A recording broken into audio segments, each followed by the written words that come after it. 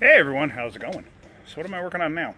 Well, just got home, had to take Meg to the doctor's, and so I took the day off because it's so much running around, it's ridiculous. I got to change the oil on the Kia, or Kia Soul, and it's actually at about 4,500 miles. And I usually don't like going that far. I was going to change it before, but Friday we had to drive over to Tennessee, and then Saturday we had to drive to South Carolina. So the car's been on the road nonstop. Yesterday it rained, so I figured when we were on our way back from the doctor's office, I was like, you know what? I have to change the oil, so let me pick up what I need to change the oil. I grabbed oil, and I decided to stop at Harbor Freight. No, Harbor Freight does not sponsor me. Nobody sponsors me. I purchase everything that I have unless somebody gives me stuff, and it does happen. So I stopped at Harbor Freight, and I picked up a pair of ramps. I can't always access the shop, and use a lift or something like that. Plus, the shop's an hour away, opposite direction of where Meg's doctor's appointment was. So it's kind of a pain in the neck. So I bought a set of ramps, and I figured let's do a driveway oil change. And you can come along with me while I do my driveway oil change. And I figured this would be a good video too, because I know just about everybody out there, most of you guys, probably don't have access to a lift. I'd say probably 85% of you don't have access to a lift. So you're going to be doing stuff on the ground in your driveway or whatever. I could use the floor jack, but I decided not to. I decided, you know what, I could get a set of ramps. It'll just make my life a little bit easier. I used to have a set. I think I might have left them in New York with my son. I'm not quite sure. But yeah, so let me just show you what I got, and then let's get started with this oil change. So here we go. I just picked these up. They make a composite one too, which I like those, but the thing is, this will actually raise you up. Does it even say? It does say somewhere, I thought. 9 inches, I think. This has a 9-inch raise to it. Yeah, it's a 9-inch raise. So it'll raise the front end of that thing up 9 inches. Whereas the composite one, I believe, is only 6 or 6.5 inches. So that's the reason I got these, because, as you know, there is this that has to fit underneath the car. So I figured let me give myself a little more room. So yeah, let's open this up and let's see what we got. And these things were only, where were they, 55 bucks, 60 bucks, something like that. I have the receipt in the house, so you think about it. I'm the type of person, if I need something, I'm going to buy it. I mean, not that I'm going to waste money, but if I need something, like this is going to come in handy for me, I'm going to buy it. So let me just show you. Rip the box open. That's how it comes. So let me get them out. Let's set it up, and let's get the car up on the ramps. I also have a cover, like a tent. I'm going to probably put that up just to help, because it's a little hot out today. So, all right, let's get these set up. All right, I hooked up my microphone, so hopefully it's recording. I'll get up my ramps.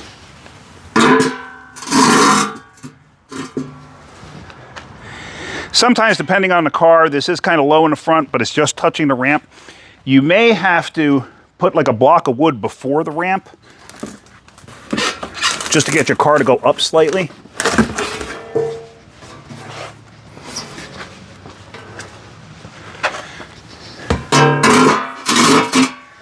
Like I said, this is hitting the front bumper cover.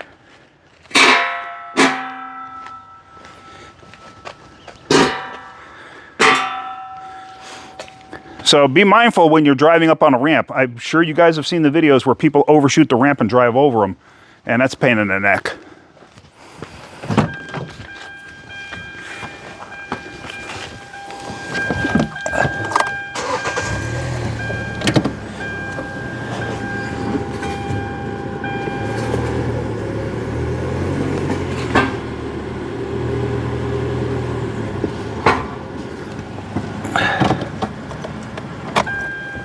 All right. So, step one, what's the first thing you do before draining your oil? Pop the hood. Make sure you have a spot, or you have access to where you can get to the oil. Because what good would it be draining all your oil out if you realize your hood cable's broken? and now you're stranded. So always pop the hood.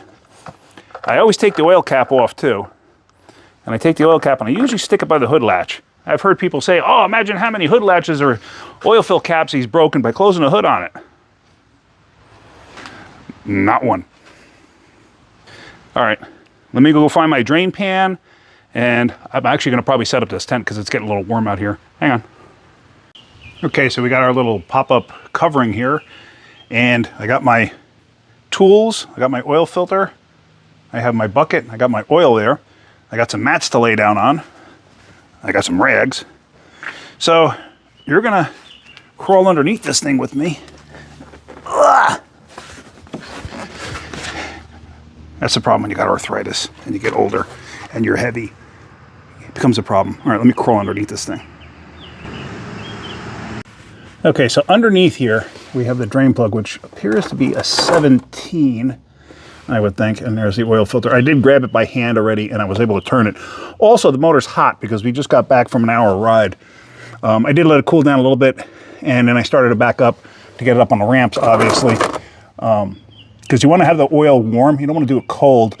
Plus then any debris that might be in the oil is circulating. It's being suspended in the oil. So let's dump this. Let me go get the tools. All right, so filming directly underneath the car sometimes can be a pain. Try to do this. And you see, I didn't have to put a ton of effort in this. This is the first oil change since putting this motor in. And if you remember, if you've seen the previous videos, I bought a wrecked Kia for the engine and transmission and just swapped everything over. I'll tell you what, it's hot under here. And it's like 90 degrees out. And make sure you have your bucket sort of in line, and just remember, it's going to shoot back. The hotter it is, the further it's going to shoot back, and it may spray on you too, so just be mindful.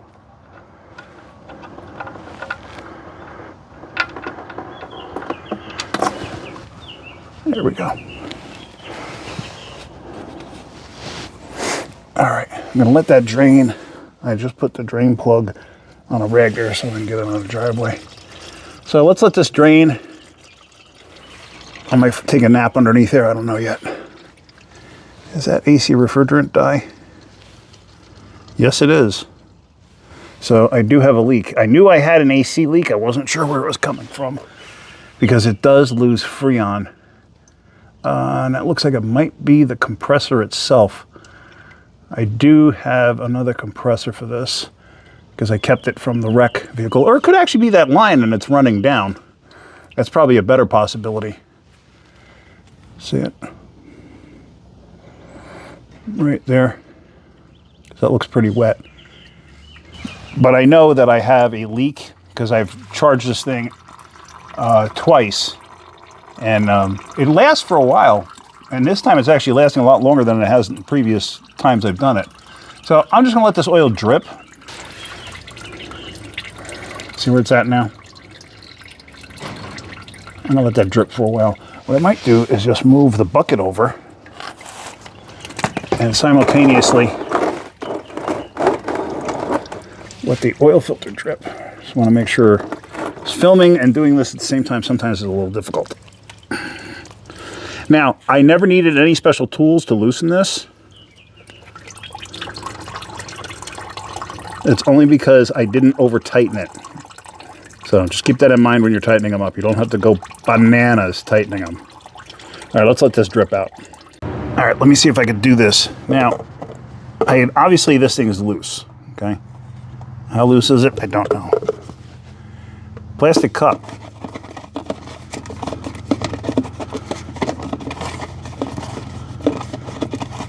I mean, I don't normally do this, but I'm just trying to do this kind of for the video. Plus, I don't make a mess and splash all over my phone, which is my camera. All right. Now that wasn't bad. That wasn't bad at all. Plus now I got a neat little carrying case for that. So, after you get a filter off, what you should do is clean the gasket surface.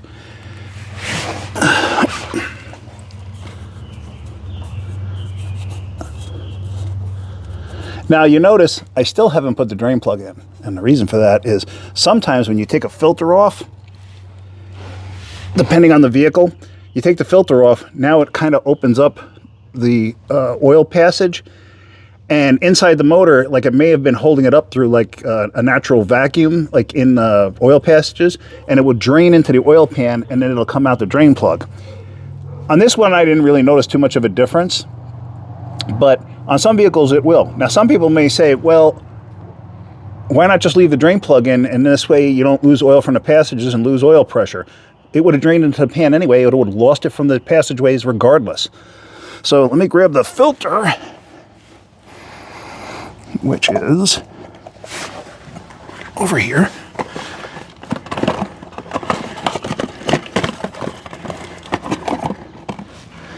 Now this is their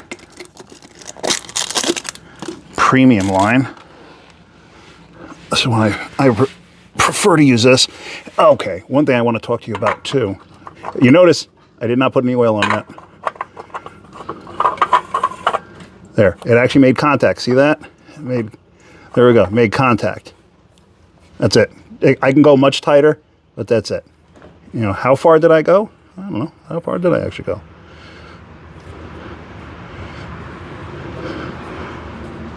About a half a turn is roughly what I did. I know you may not have seen all of that, but roughly from when it made contact, I made about a half a turn. All right, let's put the drain plug back in. I'm trying to do this left-handed underneath the car in a cramped spot and film at the same time. So please excuse me if I'm having some difficulties here. All right.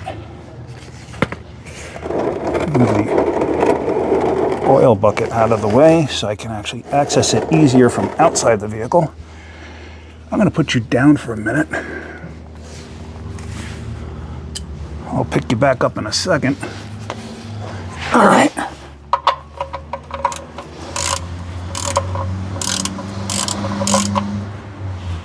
Okay, so now the drain plug pretty much just stopped there. I don't have a lot of pressure on it, okay? And then I'm just going to go a little more. Stop. You don't have to go any further than that. You're fine. That's all I did before. Whoops, I knocked this over and I don't want to get oil all over everything. So now, just going to clean up residual oil. And that's all good. All right. Yeah. I'm having fun. I had to get done. So let's go up top and fix that. Another thing I got to fix, which I'm going to crawl underneath here again and do, is the fender liners. For some reason, if you see the fender liner here, it keeps untucking from the wheel well. See how it's like pushed out right there on both sides, and it touches the tires as you go down the road, but they're felt. I don't hear any noise from it, but I don't want to totally wipe out the fender liner, so I got to figure out a way to secure them. So that is going to happen shortly. I'm going to do it while I have it up on these jack stands or ramps, whatever you want to call them. But let's just finish the oil change for now. Let me get out from underneath here. You're not going to watch that disaster. So here we are underneath the hood now. Got my oil. This is a 5-quart jug. This thing I think holds 4.3. I don't recall. Like I said, I've only changed the oil on this thing once, and that's when I put the motor in it. But I think it's 4.3. Make sure your funnel is clean. I already did that. And don't try to get all the oil in at once. What you want to do too is you want to look as you're pouring it in, pay attention to where it's going in, because sometimes if there's a baffle in there where the funnel goes in, you can actually overfill it real quick and then spill all over the valve cover. The other thing too that you could do, like I support the funnel because you can easily fill the funnel up or overfill the funnel real quick. And then what will happen is it can actually tip over and you spill oil, the residual oil that's in the funnel, all over the motor. But inside there, where the funnel itself is going in, like I said, you can actually overflow the dam and then it spills all over the place. So just something to keep in mind.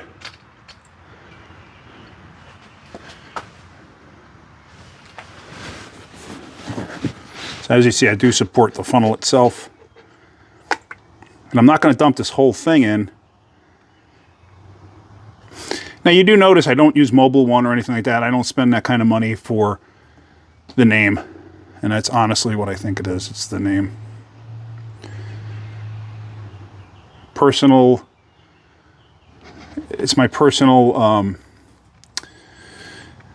opinion, basically. Could be wrong, but I use usually Fram or one of the lesser expensive oils, and shoot, my stuff lasts.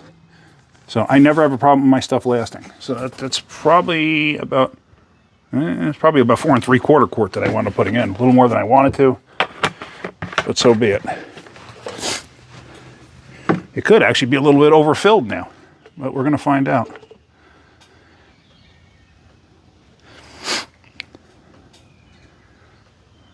So the funnel's still dripping off, but I mentioned I was going to probably fix those fender liners. I actually can't right now because my daughter needs to use the car to take a rescue dog to the shelter to get checked out. Where am I going to put this? Hang on.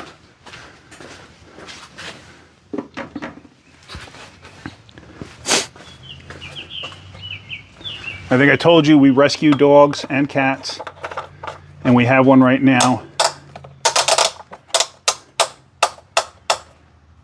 I'm a little weird about stuff like that. Usually I like to try to get the oil cap back on the way it belongs. So now that I have oil in it, now I know the filter's on and everything else, I could start it and back it off of here. So let me bring the hood down because it obviously won't clear that tent. I'm not going to close it completely. Only because I got to reopen it.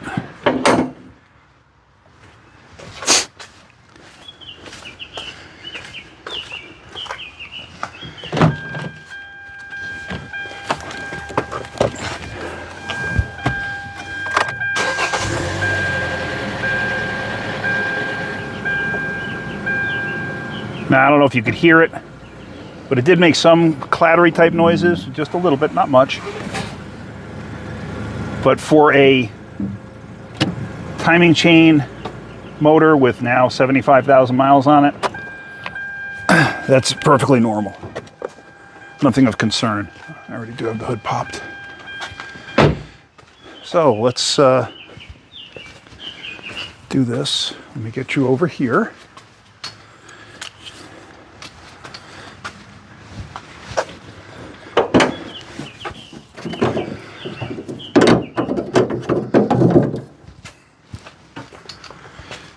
All right, let me go get a rag and we're going to check this oil.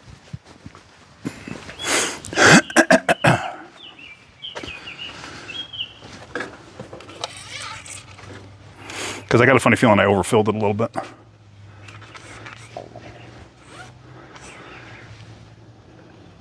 As you see, I wiped it off. Move it a little bit. Okay.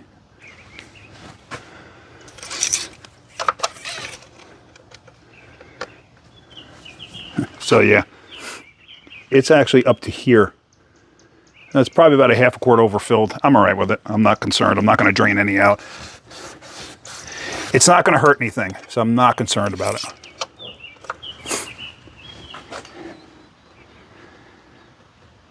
I know people that go absolutely bananas if the level's not exactly where it's supposed to be. That little bit of overfilled is not going to hurt nothing, so I am not concerned. So now a lot of times too, what I'll do is I'll get, because I don't have oil change stickers for myself, what I'll do is I'll get like that blue masking tape, cut a piece off, fold one end over on itself so it's like a little, grabbing tab. I'll put that up on the windshield and I'll write the mileage of when I should change the oil next. I actually don't have any. So when my daughter's out, I'm going to see if she can stop at like Home Depot or Lowe's or something like that just to grab some. So that's it. Basic oil change, done quick and easy. The old oil, what I do is I have an old gas can, an old 5-gallon gas can that I use for old oil. I'm going to pour that in there. Once it gets filled up, I just take it to the shop. If I didn't have access to the shop, I would take it to one of the parts stores, because the parts stores will take it. don't dump the stuff in the ground somewhere. I know in the old days, back in like the 50s and 60s, even in like Popular Mechanics, they would show you digging a hole, putting some gravel in it, and pouring the oil in it. That's a safe way to dispose of old oil. It's not. Don't do that. Do it the right way. You only get one world to live in. Try to save it. I'm not preaching, just saying. All right, guys. Hopefully you got something out of that video. If you did, hit that like button. If you could, please subscribe. All right, have a great day. Keep wrenching.